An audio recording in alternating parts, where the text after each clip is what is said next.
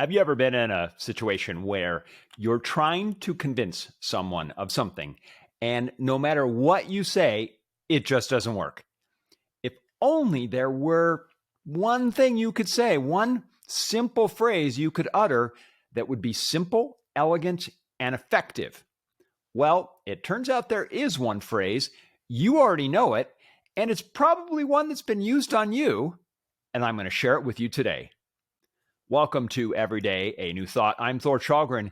Today, I'm looking at the Phil M. Jones book, Exactly What to Say, The Magic Words for Influence and Impact. This is my third episode exploring this book. Last week in episode number 105, I looked at how we can use the phrase, "What do you know about?" as a way to open up the other person to considering another point of view. Today's set of magic words: how would you feel if? In his book, Jones talks about the main value of this phrase.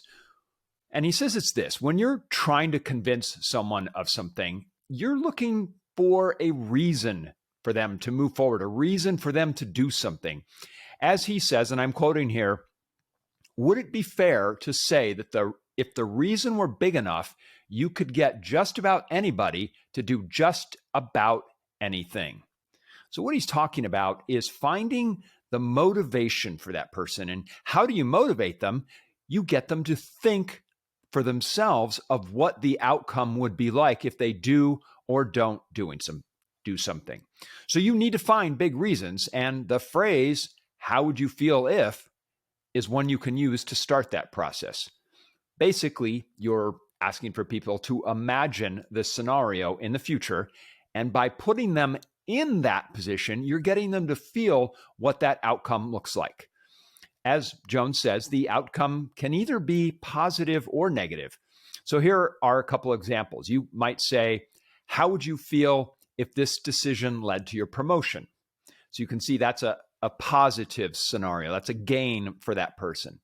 Another example, how would you feel if you failed because you didn't prepare? So that gets them to imagine a fear of loss, something they don't want. Another example, how would you feel if you turned this around? Again, positive. You're getting them to imagine what possible success looks like. And the last one, how would you feel if you lost everything? Again, obviously, fear of loss, right? So you can see what you're doing is you're getting them to imagine either a positive outcome or a negative outcome. But by putting them in that position, you get them to feel what it's like so that they're really getting leverage. They're getting motivation on themselves. So the key points in this for me: get people excited, give them a reason to move, a reason to take action. The second, the bigger the contrast, the more likely they are to take action. So think about one area in your life where you might be able to use the phrase, how would you feel if? Maybe if it's in your business, maybe in a sales pitch, think about your product, your service, whatever you provide, and think of a way that you can position that as either something that benefits the person or something that takes away pain for them. So think about how you could use the phrase, how would you feel if? That's my episode for today. If you like the show, please hit like if you're watching on YouTube. If you're listening to the podcast, please subscribe or follow the show on your favorite podcast app. Until tomorrow, thanks for watching.